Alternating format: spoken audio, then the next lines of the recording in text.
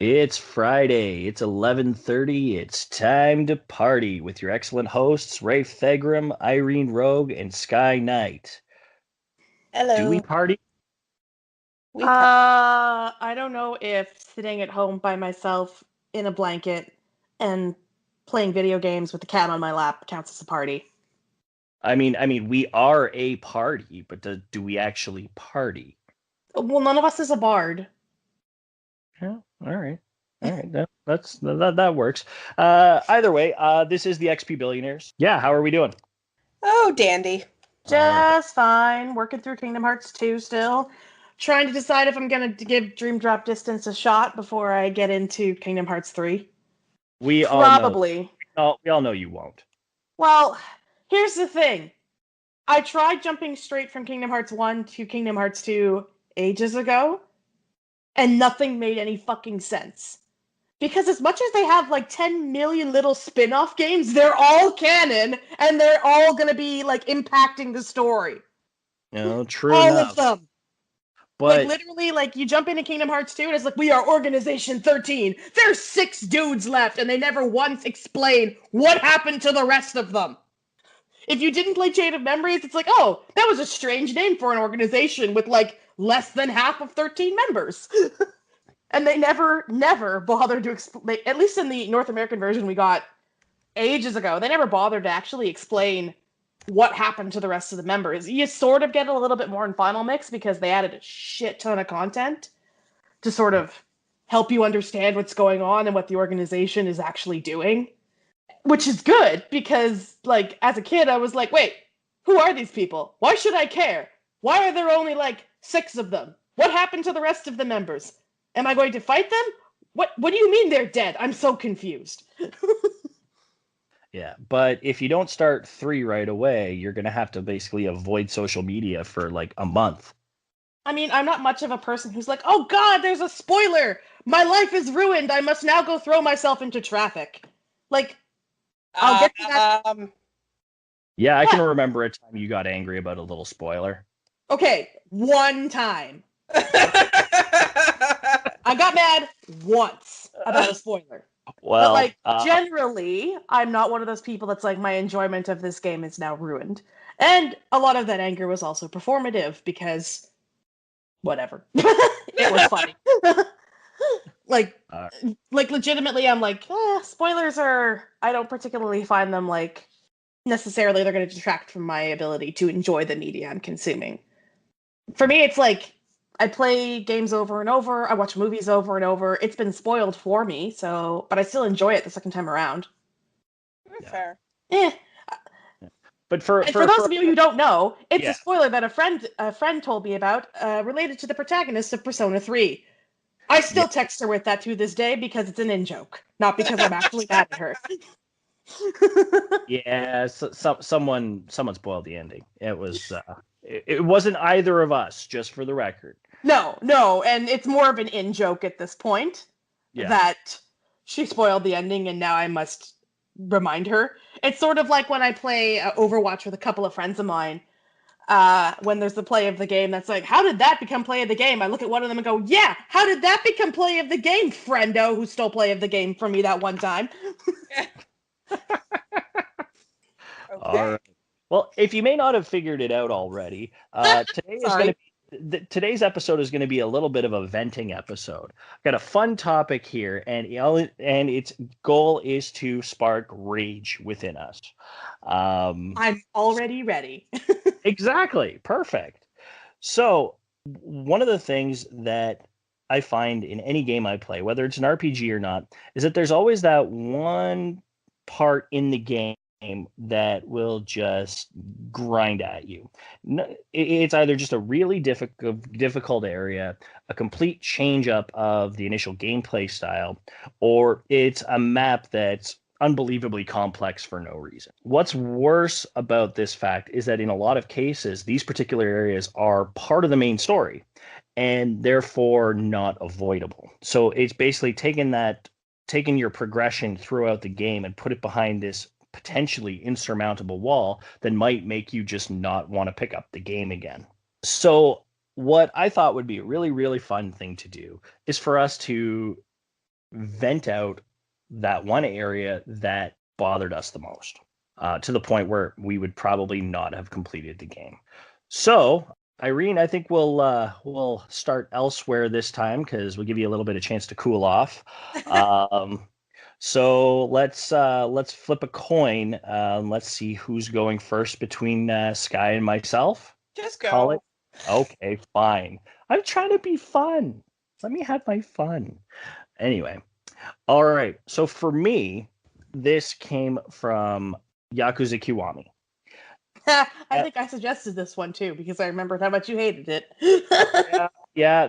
I couldn't think of something until you brought it up, and when you brought it up, I could feel the rage welling within. So near I'd say about 2/3 into the game, you're driving along a highway with a couple of people, and you're now getting chased. It becomes basically a highway car chase scene. You get on your way back to Kamurocho.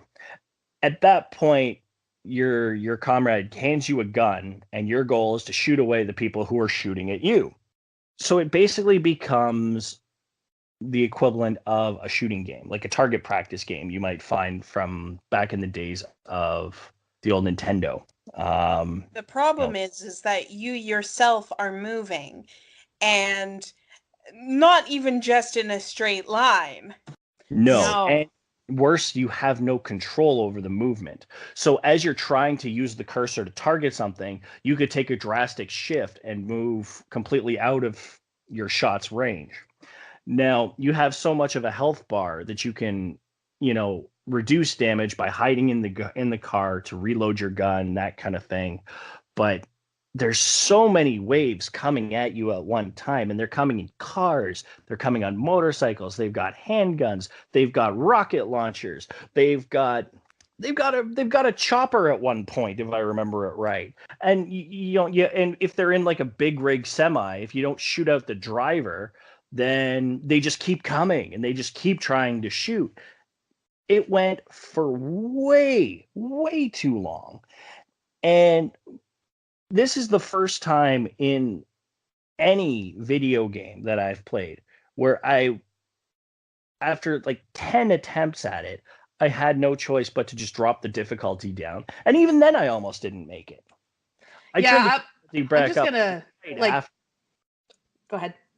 Oh, no, I turned the difficulty back up right after. But if it wasn't for something like that, and again, I love that we've already talked about this recently on the XP Billionaires, that thank God for difficulty settings to let me just progress the bloody game. So, and like for those of you who are thinking, oh, well, folks who play RPGs a lot don't necessarily have the action combat skills. Like, I play Bayonetta on hard pretty regularly, and I found this section to be pretty friggin' impossible. Like, I was just playing Neo before we started this podcast. I'm pretty good at the action combat shit, and still I found this section to be janky and stupid. Did you actually finish Kiwami, or? I'm at that section! Oh. I'm mad, and I don't want to, because I would have to lower, the worst part about it is that you can't actually just lower the difficulty setting for that section. You have to lower the difficulty setting for the boss fight prior as well. So I have to do that fight again. No, you don't actually. It's got a built-in mechanism. If you keep dying so many times, it'll prompt you to bring the difficulty down. Oh. But if you decide to bring the difficulty down before you get the prompt, and if you don't want to subject yourself to that slog, you have to do the boss fight again. Yeah, which is what I did. Okay. But yeah, like just so you know, for future reference, it'll do it on its own, so you don't have to do that. Yeah, but still, like, it shouldn't take me just like running into a brick wall 10 times for the game to go, I see that you're hitting your head on a brick wall. Would you like to not? Yeah. And they also don't give you the option of shooting out the tires either, which I thought was kind of dumb. Now, the thing is that I then, shortly after I played Yakuza 0, and surely enough, I was ready to get incredibly angry because sure enough, the same kind of scene is happening. I'm driving from Sotenbori back to Kamurocho on the highway, And sure enough, a bunch of people come at me. It uses the Kiwami engine, so it used the exact same style, but they learned from it. It was actually a little bit easier. I didn't have to drop the difficulty down, and it was a shorter area. Yeah, So, like, it wasn't a remake of an old game, right? So no, they just weren't hamstrung by the old, basically, code.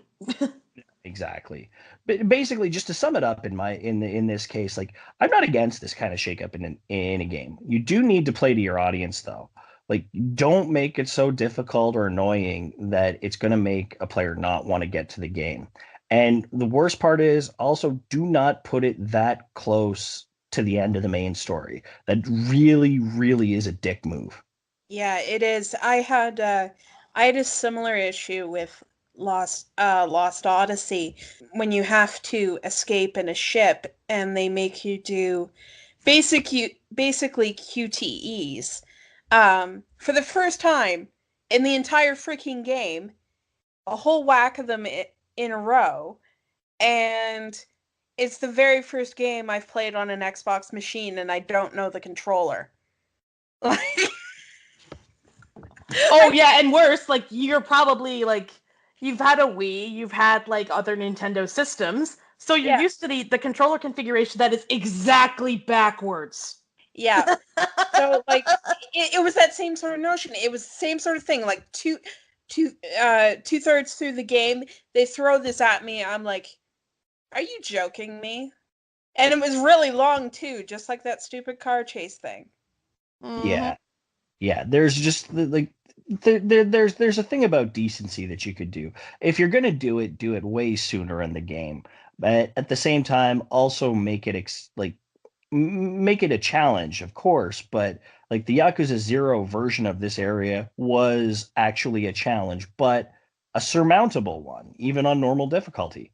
So like I give my hats off that they figured that out, but I don't know if this was just like a rehash in the mechanic from the original game or not.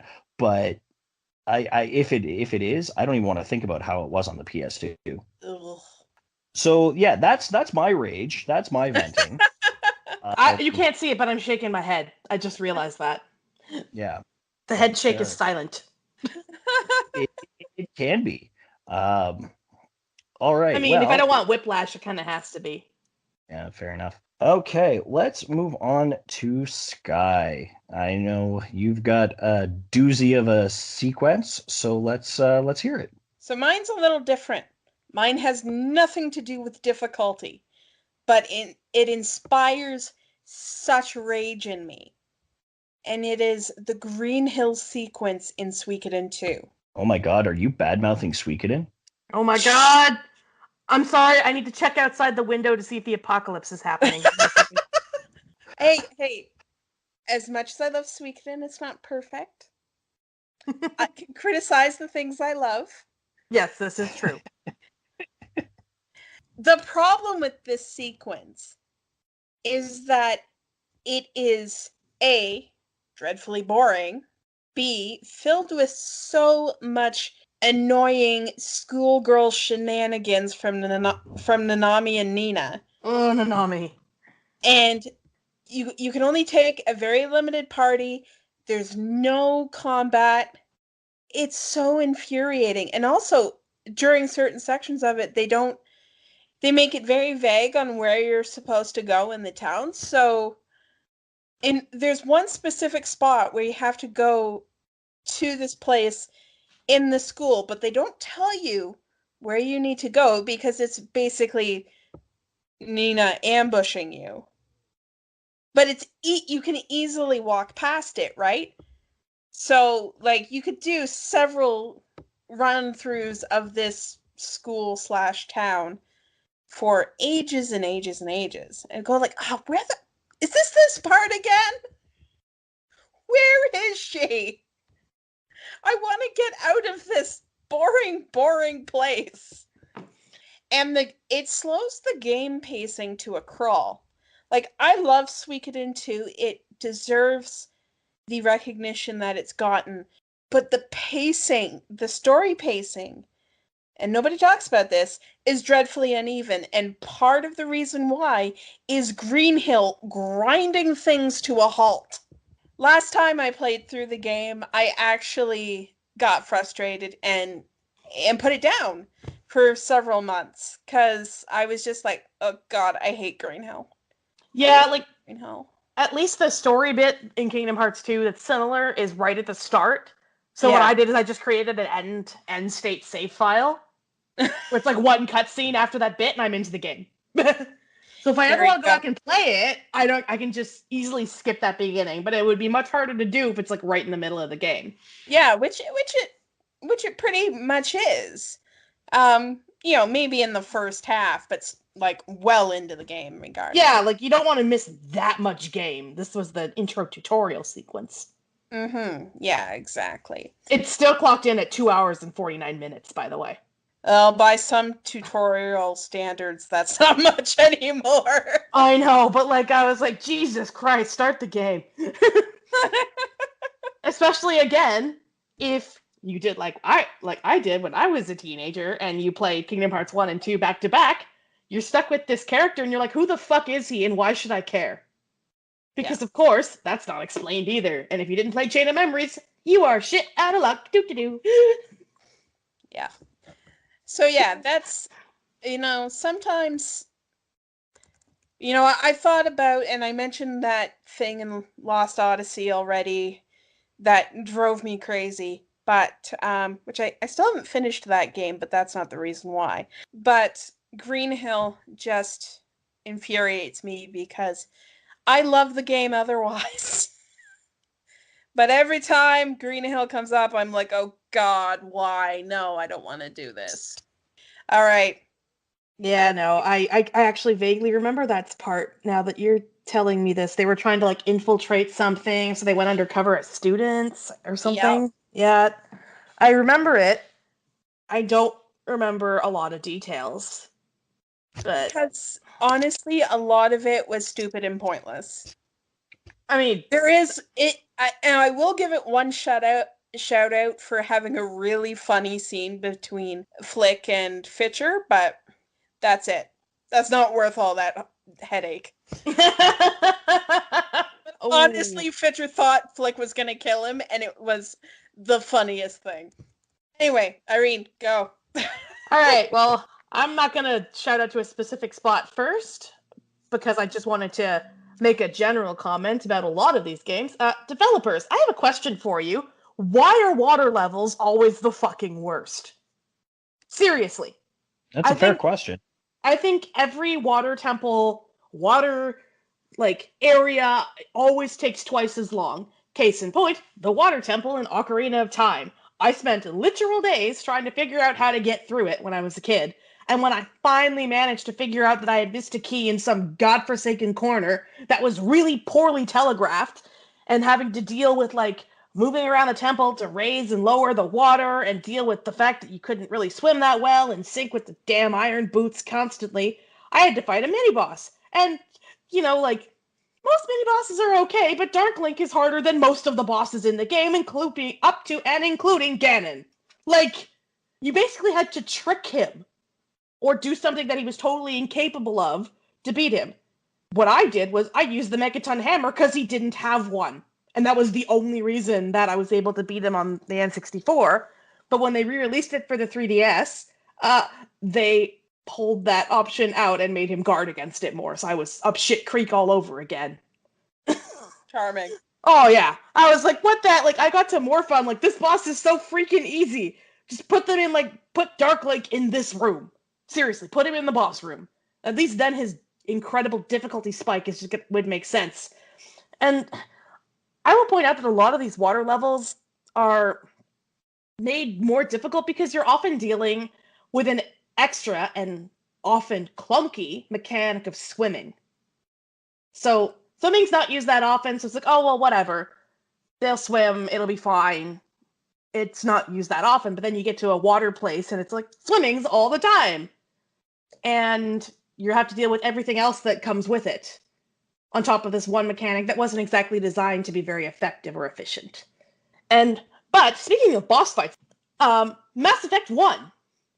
The Asari Elder, that fight. Oh, what, the matriarch? The matriarch, yes. Oh, The one with the Venezia. matriarch. Yeah. I think that's where I quit. Legit. You did beat her. I remember you beat her because you also released the Rachni. Okay, so no, I got further than that. It was the Mako who made me quit. The Yeah. Mako is also bad, but the But Mako yeah, is it took at me least a ton pleasantly of drunk. times to beat her. Ugh. Yeah. Yeah. Yes. So, like, for those of you who haven't played this sequence, the fight against the Asari matriarch is difficult because she has a bunch of Asari commandos with her. And when I say a bunch, I don't mean like 2 or 3. I mean like 10.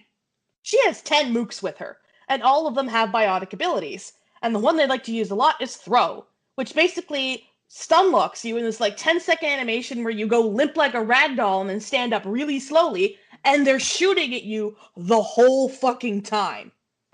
So, like, honestly, the one time where you run at that boss over and over and over and over again, and you die within the first 30 seconds. Over and over and over again. Until that one time, you get lucky, and the computer decides to not throw the stun lock at you immediately, and then maybe you've got a fighting chance. But there's also not a lot of cover. So, like, and they're running at you from different angles, the crossfire is terrible, and, like, just, it's such bullshit. Like, I spent the entire fight trying to control the minions more than I did the Asari matriarch, just because they were the problem. And because they could use this stun lock technique immediately, they could easily decimate your party within like the first 10 to 30 seconds of the fight. And they would, over and over and over again. But, as much as I say all that, I still love you, BioWare. Please don't let EA close you, please. Please, I need more Dragon Age. Just like, don't use the combat from Mass Effect 1 ever again, okay? Yeah, no, definitely. Yeah, no, they at least improved upon it in the subsequent games, and I am very thankful for that. Oh, for sure. Don't go back there. Do not. The combat from Mass Effect 1 was hilariously bad. Yeah. Although I did enjoy a pistol build when in Mass Effect 1. You could make that work pretty well. Oh yeah, you were able to build yourself pretty freely in Mass Effect 1. You didn't necessarily need like the big gun. Like I generally played like an engineer or like a biotic, and they basically would only have access to pistols. There were good pistols in the wild that meant that you were very much able to hold your own with that little wee pea shooter.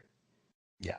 I just really hated the fact that like cover wasn't great, and you had enemies that rather than shoot at you would just like run at you immediately, like the Krogan. Yeah. And the Krogan, they would like regenerate their health at the same time. So they'd get up like right in your face and they would shotgun you and melee you immediately. And it's like, well, I'm squishy, so I'm just dead, I guess. Every time. At least in subsequent games, they were like, well, these characters have guns. Maybe we should make them use the guns. Okay. Well, how's everyone feeling after that nice venting session?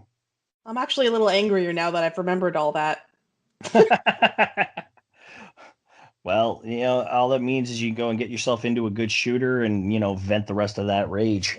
Or, go die stupidly again at Neo. I mean, that works too. I'm good at that. Like I was telling Sky and Rayfe before the podcast started, I'm thinking of saving all of my video card has the interface has a function where it'll save a few key things and it saves all my deaths. I'm thinking of doing a supercut. Irene just dies playing Neo over and over and over again, but I don't think YouTube will let me upload a video that long. Yeah, we can do it in parts. We might have to. Yeah, we'll just change it up to some like ridiculous funny music every time. Yakety sax. I'm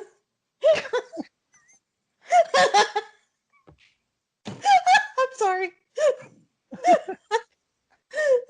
Plug our handles because I'm done.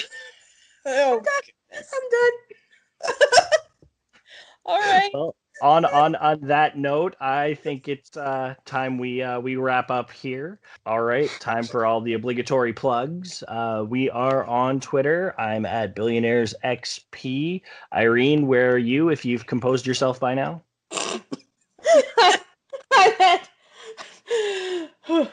I'm at irogue_XP on Twitter. I'm sorry. Yeah. And as a reminder, you can catch Sky on Twitch every Thursday night at. I'm on Twitch. Irene on Twitch. Sorry? Irene on Sky. Twitch. I said Irene. No, You you said Sky. I said Irene.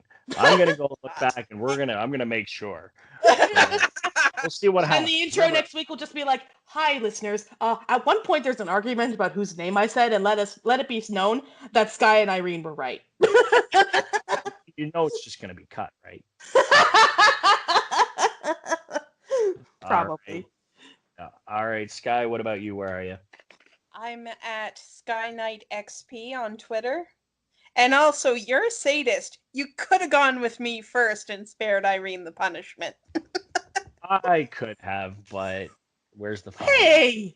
I just realized that! Wow!